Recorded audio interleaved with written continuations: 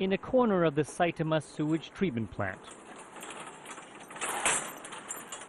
Workers take us for a look at a danger they never thought they'd have to deal with. Underneath the tarps, wrapped in layers of waterproof sheeting, are tons of radioactive sewage. Saitama is hundreds of kilometers away from the crippled Fukushima nuclear plant. Still, in May, alarming levels of radioactive cesium were detected in the sewage sludge. Workers said the government asked the plant's employees to store the waste, but none of them have any training in how to handle the hazardous material. We're trying to study how the radiation will affect us, but we can't understand everything. That's all we can do to cope. Treated sewage used to be passed on to cement and fertilizer companies. With it now radioactive, no one wants to take it. In a hallway, the piles stretch for 1 kilometer.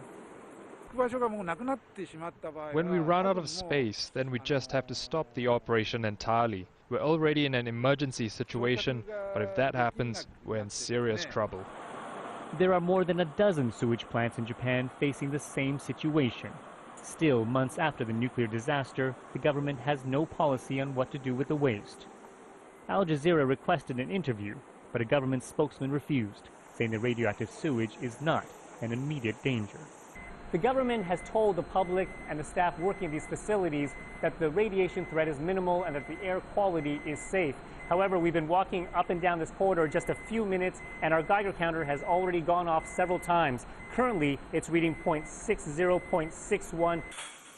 Soil expert Sozo Suzuki says in a healthy environment, radiation levels should barely register. This is a disaster affecting all residents in Japan. The level of danger is not that adults and children will die tomorrow, but in 5 to 10 years' time, cancer or illness will show. We know that from Chernobyl. The government is allowing low-level radioactive sewage to be turned into fertilizer, despite warnings from experts that it will affect food in Japan. Worries over contamination have led some farmers to spend more on high-end fertilizers, free of sewage.